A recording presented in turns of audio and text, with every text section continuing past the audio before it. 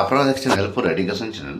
বন্ধুরা, পশ্চিমবঙ্গ বিধানসভা ভোটে প্রিসাইডিং অফিসারের অবশ্যই জেনে থাকা দরকার যে ভোট চলাকালীন বা মক পোল চলাকালীন, বিশেষ করে ভোট চলাকালীন যদি আপনার কন্ট্রোল ইউনিটের অসুবিধা হয়ে যায় বা ব্যালট ইউনিট বা ভিভিপ্যাট, অনেক রকম পরিস্থিতি থাকে, বিভিন্ন পরিস্থিতি বিভিন্ন কারণে মেশিন কিন্তু খারাপ হয়ে থাকে। ধরুন এমনিতে ধরুন ব্যাটারি প্রবলেম হতে পারে, সেটা আলাদা।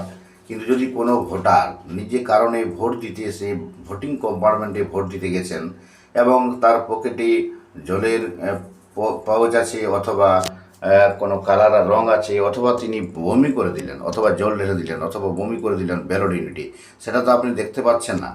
ভোটিং কম্পার্টমেন্টে সেই কাজটা করে গেছেন এবং সেই ভোটার কিন্তু ধরা পড়বে না, কারণ তিনি ভোট দিলেন, ভোট দেওয়ার পরে যদি সেই কাজটি করে দেন আর তারপরে তিনি চলে গেলেন, বুথ থেকে বেরিয়ে চলে গেলেন, এরপরে আপনি কি করবেন সেটা একটা দেখার বিষয়। এই জন্য সমস্ত কিছু জেনে থাকা প্রয়োজন। প্রিসাইডিং অফিসার একটা গুরুত্বপূর্ণ ভূমিকা থাকছে এই ভোটে। প্রিসাইডিং অফিসারের যে গুরুত্বপূর্ণ ভূমিকা, যে কন্ট্রোল ইউনিট, ব্যালট ইউনিট বা ভিভিপ্যাটের মধ্যে কোনো একটা ভোট চলাকালীন যদি খারাপ হয়ে যায় তাহলে কী করবেন। তো সেটা সবাই জানেন যে ভোট চলাকালীন যদি কোনো অসুবিধা হয়ে যায় কোনো মেশিনের, তাহলে পুরো সেটটাই কিন্তু পরিবর্তন করতে হয়, পুরো সেটটাই চেঞ্জ করতে হয় এবং কোন কোন ফর্ম ফিল আপ করবেন সেটা বলে দিব। তো প্রথমত যে কাজটি করবেন, ধরুন ভোটার ব্যালট ইউনিটে জল ঢেলে দিয়েছে অথবা বমি করে দিয়েছে, এরকম পরিস্থিতি ঘটেছে, সেই জন্যই এই ভিডিওটির মাধ্যমে জানিয়ে দেওয়া। তাহলে কোন ফর্ম ফিল আপ করবেন এবং কি এই পরিস্থিতি কীভাবে সামলাবেন সেটা একটা ব্যাপার। তো দেখুন, কিছু কয়েকটি প্রশ্নের এখানে উত্তর দিচ্ছি। প্রথমে দেখুন, কন্ট্রোল ইউনিট এরকম যদি ঘটে থাকে, ভোট চলাকালীন যদি আপনার কোনো মেশিনের গোলমাল হয়, তাহলে দেখুন কন্ট্রোল ইউনিট অথবা ব্যালট ইউনিট যদি কাজ করে না, তখন কি করবেন, সুইচ অফ করে দিবেন, কন্ট্রোল ইউনিটটিকে সুইচ অফ করে দিবেন। আর কিন্তু সুইচ অন করবেন না, এই জিনিসটা মাথায় রাখবেন। একবার চেক করে নেবেন প্রথমেই যখন খারাপ হয়ে গেল যে ব্যালট ইস্যু হচ্ছে কিনা বা ঠিকঠাক আছে কিনা।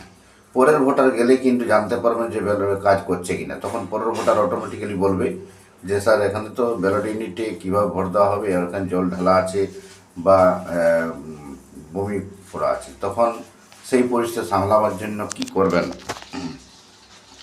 তখন আপনাকে দেখুন প্রথমেই কন্ট্রোল ইউনিটের সুইচটিকে অফ করে দিবেন, এটা একটা বড় কাজ। তারপর হচ্ছে replace the complete set of EVM, namely ballot unit, control unit এবং ভিভিপ্যাট, পুরো সেটটাই কিন্তু চেঞ্জ হবে। তো চেঞ্জ করার আগে প্রথমে আপনাকে সেক্টর অফিসারকে ফোন করতে হবে যে কাজ করছে না। এইরকম যদি বড় কিছু ঘটনা ঘটে থাকে তাহলে জানবে কাজ করছে না। যদি কাজ না করে থাকে আগে একবার চেক করে নেবেন। যদি ব্যালট ইস্যু হচ্ছে না, ভোট হচ্ছে না, তখন আপনারা যে কাজটি করবেন, প্রথমেই সেক্টর অফিসারকে ফোন করবেন। সেক্টর অফিসার তখন এসে একবার চেক করবেন। তারপরে যে আপনার মেশিনের কাছে, মেশিন চেক করার জন্য আপনারা অবশ্যই প্রিসাইডিং অফিসার বাদ দিয়ে বাকি আর কিন্তু কাউকে ওখানে পুলিশ বা কাউকে ঢুকতে দিবেন না। আপনি প্রিসাইডিং অফিসার অনুমতি দিলেই তাহলে সেখানে পরিষ্কার করার জন্য, ব্যালট ইউনিটটি পরিষ্কার করার জন্য বলতে পারেন, তখন বাকি পোলিং অফিসাররা যেতে পারেন, কিন্তু কোনো ভোটারকে ওখানে যেতে দিবেন না। এক নম্বর, এটা পরিস্থিতি এরকম ঘটেছে, তাই এখানে কিন্তু এরকম বলা আছে। এরপরে সেক্টর অফিসে ফোন করার পর তিনি ইঞ্জিনিয়ার আনবেন, ইঞ্জিনিয়ার আসার পরে তিনি চেক করবেন সব ঠিকঠাক। যদি না থাকে তখন পুরো সেটটাই চেঞ্জ হয়ে যাবে, যদিও 1-1.5 ঘন্টার সময় লেগে যাবে। যদি সেরকম সেক্টর অফিসার হন তাহলে খুব তাড়াতাড়ি ব্যবস্থা করে দিবে। তো এইভাবে। আর যদি ধরুন কন্ট্রোল ইউনিটে আপনার লিঙ্ক এরর থাকে, সেগুলো বড় কিছু ব্যাপার নয়। কন্ট্রোল ইউনিটে ধরুন তখন আপনারা কানেকশানটা একবার চেক করে নেবেন। কন্ট্রোল ইউনিটের যদি ডিসপ্লেতে দেখতে পাচ্ছেন লিঙ্ক এরর দেখা যাচ্ছে, তখন আপনারা কিন্তু কী করবেন, একবার কানেকশানটা চেক করবেন। কানেকশান কিন্তু কোনো করে খুলবেন না, কানেকশানটা একবার চেক করবেন, হয়তো ঢিল হয়ে গেছে বা লুজ হয়ে গেছে। আর যদি লিঙ্ক এরর তবুও দেখতে পাচ্ছেন যে তবুও দেখা যাচ্ছে, তখন কিন্তু আর কোনো কিছু করার উপায় নাই, আপনাকে সেটা চেঞ্জ করতেই হবে। তখন পুরো সেটটাই চেঞ্জ করবেন। চেঞ্জ করার আগে যে প্রসেসটা বললাম, প্রথমে সেক্টর অফিসারকে ফোন করবেন, উনি কিন্তু ইঞ্জিনিয়ারকে ফোন করে ডেকে এনে তারপরে উনি চেক করবেন, তারপরে আপনাকে যে সার্টিফিকেট দিবে। কীভাবে সার্টিফিকেট দিবে, ধরুন মকপোল এই যে প্রিসাইডিং অফিসারের রিপোর্ট পার্ট 5, ইভিএমের কোনো সমস্যা যদি হয় ভোট চলাকালীন, তখন এই পার্ট 5টি কিন্তু ফিল আপ করতে হবে। এটা কিন্তু মাথায় রাখবেন, এই পার্ট 5টি ফিল আপ করতে হবে। তখন কিন্তু এখানে জায়গাটা লিখবেন, যেটা দেখতে পাচ্ছেন সব কিছু লেখার পরে এই যে ব্যালট ইউনিটের নাম্বার, কন্ট্রোল ইউনিটের নাম্বার, ভিভিপ্যাটের সিরিয়াল নাম্বার, তারপরে কটার সময় আপনার খারাপ হয়েছে, B number time of occurrence of defects, ধরুন একটা ডেটটাই তাহলে টাইমটা লিখে দিলেন। সেই সময় কন্ট্রোল ইউনিটটায় চেক করে নিলেন যে কত ভোট পড়েছে। কন্ট্রোল ইউনিটের টোটাল ভোটটা টিপলে জানতে পারবেন যে কত ভোট পড়ছে, সেটা অবশ্যই দেখে নেবেন। 320 তা লিখে দিলাম। এরপরে রিজন, ডি নম্বরে যেটা দেখতে পাচ্ছেন রিজন, কারণ আছে সার্টিফাইড বাই ইসিআইএল ইঞ্জিনিয়ার, এই কথাটি কিন্তু লিখবেন। এখানে কোন ভোটার বমি করে চলে গেছে না জল ঢেলে চলে গেছে, সেটা আপনি তদন্ত করার মতো সময় কোথায় আপনি তাকে চিহ্নিত করতে যাবেন।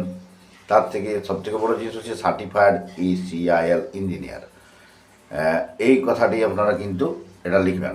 যে ইসিআইএল যে ইলেকট্রনিক্স যে limited electronics company corporation of India limited, যে সেই ইঞ্জিনিয়ার দ্বারা সার্টিফাইড করা হয়েছে। ইঞ্জিনিয়ার এসে অবশ্যই আপনাকে এই সার্টিফাইড করে দেবে। তো এখানে হলো beep sound is hard, beep sound শোনা গিয়েছিল কি না, এখানে না হলে নো, আর ইয়েস হলে অবশ্যই শোনা গিয়েছিল প্রথমে।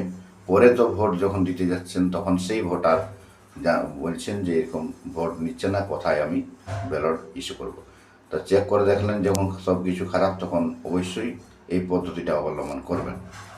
তারপরে যা যা এজেন্টদের সই আছে, সেক্টর অফিসারের সই আছে, সেক্টর অফিসার সই করে এই পেপারসটি কিন্তু ভালো করে রাখতে হবে, অথবা সেক্টর অফিসার নিজেই নিয়ে যাবেন এটি। তো এটা হলো এক প্রকারের যে বিভিন্ন পরিস্থিতি ঘটতে পারে ভোটের, বিভিন্ন ভোটার বিভিন্ন রকমের থাকে। তো অনেকেই দেখবেন হয়তো মরকে চলে গেছে ভিতরে, আর বমি করে দিয়েছে বা জল ঢেলে দিয়েছে ভোট দেওয়ার পরে বা ভোট দেওয়ার আগে করতে পারে ঘটনাটা। এরপরে আরেকটা যেটা হচ্ছে লিঙ্ক এরর হয়ে গেল কন্ট্রোল ইউনিটে অথবা ব্যালট ইউনিটে জল ঢালা, বমি করা, ইটিসি এরকম ঘটতে পারে। এরপরে ভিভিপ্যাটের ধরুন ডিসপ্লেতে এরর কোড 1 যদি দেখায়, তাহলে জানবেন যে ব্যাটারি খারাপ হয়েছে। তখন আপনাকে রিপ্লেস ব্যাটারি, তখন কি করবেন, ব্যাটারিটা চেঞ্জ করতে হবে, কন্ট্রোল ইউনিটটার সুইচ অফ করে দিতে হবে, তারপরে ভিভিপ্যাটের ব্যাটারি চেঞ্জ করতে হবে। তখন কিন্তু পুরো সেটটা চেঞ্জ করার প্রয়োজন নাই, ভিভিপ্যাটের ব্যাটারি যদি এরকম এরর কোড দেখায়। এরপরে যদি ভিভিপ্যাটে যদি ধরুন এরর কোড 2 দেখা যায়, দেখতে পাচ্ছেন এরর কোড 2 যদি দেখায়, তখন কিন্তু পুরো প্রিন্টারটা চেঞ্জ করতে হবে। তখন presiding officer had not pressed BU enable বাটনটা। তো এটা হচ্ছে এরর কোড যদি 2 দেখায়, তখন কিন্তু রিপ্লেস প্রিন্টার, পুরো প্রিন্টারটাই মানে ভিভিপ্যাটটাই চেঞ্জ করতে হবে। তারপরে সুইচ অফ করবেন প্রথমে কন্ট্রোল ইউনিট, তারপরে যে খারাপ হয়ে যাওয়া ভিভিপ্যাটটি যে ইউনিটটি সেটি চেঞ্জ করে দেবেন এবং নতুন ভিভিপ্যাট লাগাবেন। এবং এটা নিশ্চিত করবেন যে ভিভিপ্যাট রিপ্লেসমেন্ট না হওয়া পর্যন্ত, নতুন ভিভিপ্যাট না লাগানো পর্যন্ত আপনারা কিন্তু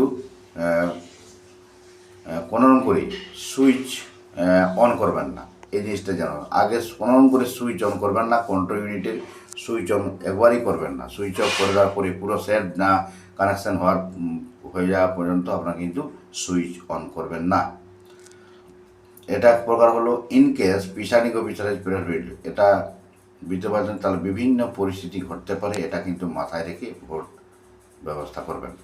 তো দেখুন প্রিসাইডিং অফিসারের যে এটা বললাম যে প্রিসাইডিং অফিসারের যে পার্ট 5 ভোট চলাকালীন মেশিন খারাপ হয়ে গেলে, এগুলো অবশ্য ভিডিও বলা আছে আগে থেকেই, তাও একটু জেনে থাকুন। এবং পার্ট 4টি হলো যদি আপনারা মক পোল চলার সময় যদি ইভিএম বা ভিভিপ্যাট খারাপ হয়, তখন এই পার্ট 4টা ফিল আপ করবেন, কিন্তু ভোট চলাকালীন পার্ট 5টাই করতে হবে।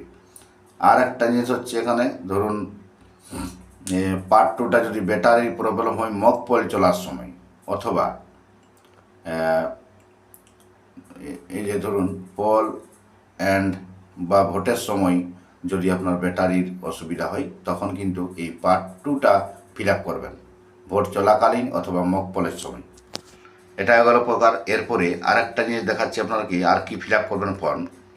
এই যে প্রিসাইডিং অফিসারের যে ডিক্লারেশন যেটা দেখতে পাচ্ছেন পার্ট 2, এই প্রিসাইডিং অফিসারের ডিক্লারেশন পার্ট 2টি কিন্তু ফিল আপ করতে হবে। যদি আপনার ধরুন নতুন যখন মেশিন চলে এলো, ইভিএম মেশিন নতুন চলে আসার পরে কন্ট্রোল ইউনিট, ব্যালট ইউনিট এবং ভিভিপ্যাট ভোট চলাকালীন যদি কোনো এই ব্যালট ইউনিট বা কন্ট্রোল ইউনিটের দুটোর মধ্যে কোনো একটা প্রবলেম হয়, তখন পুরো সেটটাই চেঞ্জ হয়ে যায়।